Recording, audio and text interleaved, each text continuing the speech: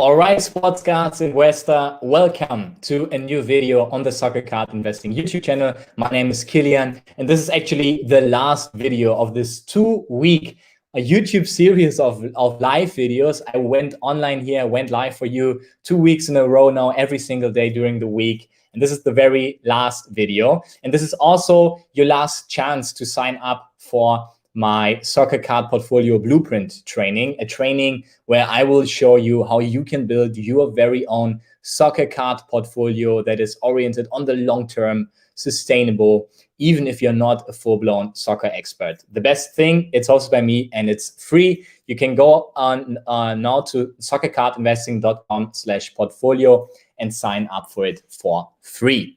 All right, today we are talking about a team that probably most of you know very well because they have many special players and many players that are really popular in the sports cards market. I'm talking about Borussia Dortmund. And when you hear Borussia Dortmund, you'll probably think about players like Erling Haaland, Jadon Sancho, Yousouffa Moukoko, or Jude Bellingham. But no worries, I'm not talking about those players today. Today is really about the players that are under the radar, flying under the radar, basically. Players that you might consider as well in your soccer card portfolio, because I don't see the value right now in telling you Borussia Dortmund and you should invest in, Haaland, Sancho, and so on. Probably you know those players already, so I wanted to dig deeper and show you who are the players that are actually flying under the radar. So without further ado, let's just jump in here.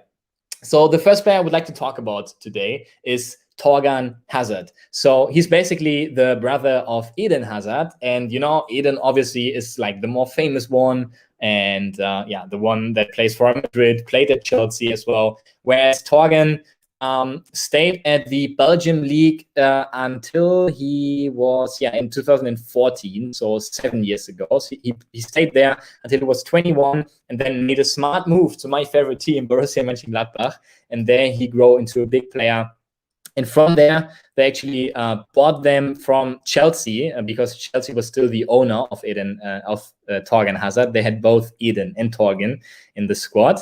And then in 2019, due to an exit clause, it wasn't even an exit clause. I think it was just like 1 year before the contract ended at Mönchengladbach. He made the move to Borussia Dortmund. And even though he didn't really have a successful season there last season, so definitely was a bit inconsistent. Many of you probably have seen him in the TV this summer playing for the Belgium national team. And I don't know what you guys think, but I think he had more of an impact on the actual play, on the actual game of the Belgium national team than his bigger brother, Eden. And also, Eden many times has said that Thorgan is actually the more talented one. I don't know if that's true. Eden obviously is extremely skilled in terms of its dribbling, but Thorgan as well, definitely a very good dribbler, has nice shooting technique. You probably saw his goal against Portugal, right? I think it was against Portugal, from probably like 25 meters in the right top corner. And an amazing goal. And I know as well he can be a hard worker as well on the pitch. He doesn't look like it when you see his playing style. He looks more like a skilled dribbler, but also is a guy who knows how to work. And I think even Belgium played in a 3-5-2 formation. And in that formation, obviously as a winger you have to work, and I think Thorgan did that well. And I know he's flying under the radar because there's a bigger brother with the same last name and he probably gets more attention. But Thorgan Hazard is definitely a player that is interesting. Then next up, we have Mahmoud Dahoud, also a player that made actually the move from my favorite club, Borussia Mönchengladbach, to Borussia Dortmund. Unfortunately, I have to say, because he was built up in our youth team as well. And then July 1st, 2017, went to Dortmund for a fee of 12 million. Also wasn't really successful at Dortmund in this first 2 years at the team. But last season, after he recovered from his injury he had, he was really great. So I really liked him after the COVID shutdown, basically, when people, like when there were actually games again, he had a good performance from my point of view in the last couple of weeks from the previous season, and then last season pretty consistently performed as well. And in terms of playing style, he's a central midfielder, but definitely one that has high dribbling skills, also good passing, maybe not the best in like long shots. So to think about someone who maybe could be compared to him, maybe Mesut Özil a little bit.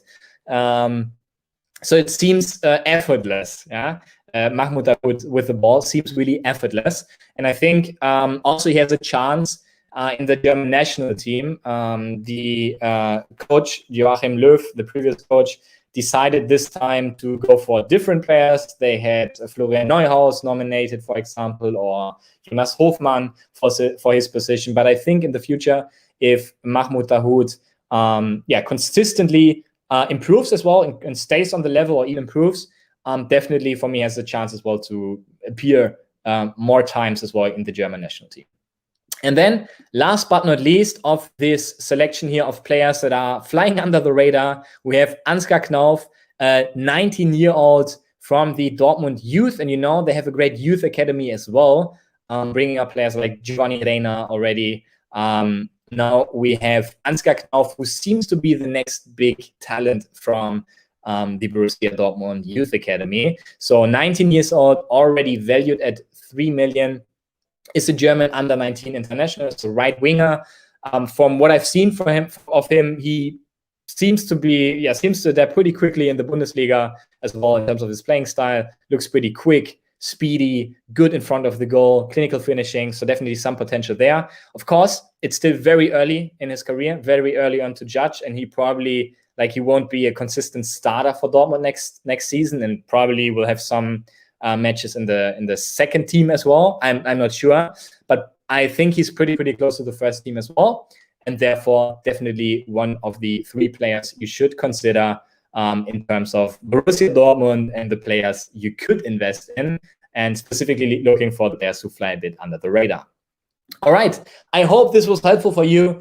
This was the last video, like I said already in the intro, of this 2-week series of live trainings here on my YouTube channel. But it's not over yet. You still have the chance this weekend, actually, starting today and Saturday and Sunday, to sign up. Sunday, the sign-ups close for my soccer card portfolio blueprint training. You should sign up if you want to build out a soccer card portfolio for yourself, and especially if you're not a full-blown expert on soccer, because I guide you step by step through it, on how I would do it and how I actually did it, and I manage it successfully.